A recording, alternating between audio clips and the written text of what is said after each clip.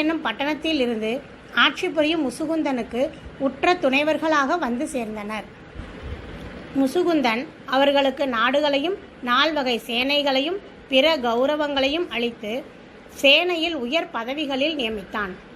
எம்பெருமான் திருவருளால் தேவலோகத்தில் இருந்து ரம்பையர்கள் பூ உலகிலே வந்து பிறந்தார்கள்.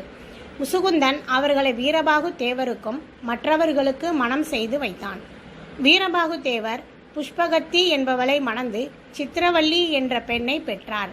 அவளை சக்கரவர்த்திக்கு மணம் செய்து கொடுத்தார் வீரபாகு. அவருக்கு மேலும் அனகன் சனகன் என்று 2 பிள்ளைகள் பிறந்தார்கள். மற்ற வீரர்களுக்கும் அநேக பிள்ளைகள் பிறந்தார்கள். முசுகுந்தனுடைய மனைவி சித்திரவல்லி ஒரு கிளியை வளர்த்து வந்தாள்.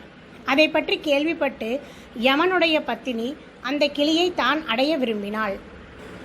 தூதுவர்களை அழைத்து அதை எப்படியாவது கொண்டு வருமாறு அனுப்பினாள்.